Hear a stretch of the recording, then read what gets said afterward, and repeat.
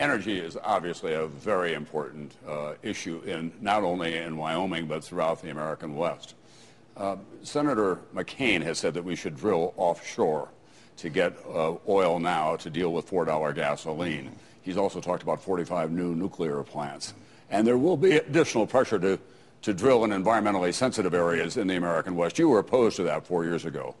But with the reality of gasoline prices where they are, would you change your mind on all that? No, I wouldn't. I think that's part of the problem with McCain. It's an extension of a short-sighted, one-legged stool approach to energy that this administration has had. Their answer to everything is drill for oil and gas. They've ignored coal, they've ignored nuclear, they've ignored wind, and just a couple of days ago they decided that they're going to suspend all activity on solar on public lands. And I think if you look at it, even by McCain's own admission, we're not going to change the price of gasoline by going into these sensitive areas. I think you need and it's one of the appeals about Obama. If you read his material and listen to him, he actually has an understanding that there's a relationship between a diverse energy package and a sound environmental policy, which you don't see. And I think this whole dance about, it's sort of the same song, second verse, but unfortunately it's the same as the first.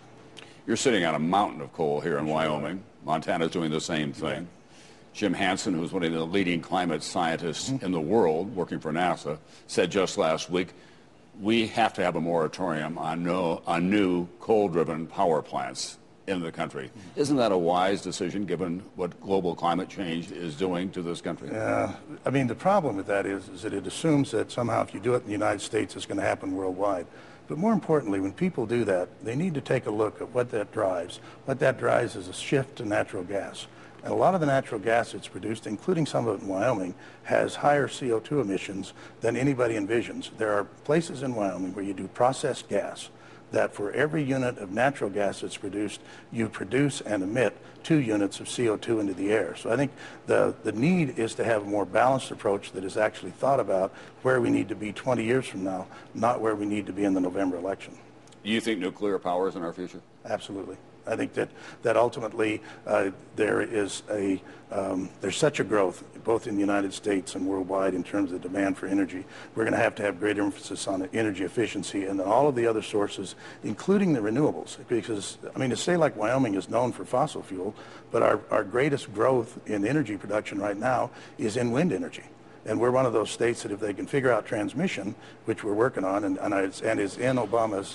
but that's at best only a partial answer, isn't it? It is only a partial answer, which is why if this country doesn't come to grips with the fact that you've got to have a diverse energy portfolio, and one of those elements is energy conservation, we're going to stumble, and we're going to stumble hard. People are going to be stunned, I think, by the price increases in their utility bills over the summer in the Southwest as they deal with air conditioning, and in this part of the country.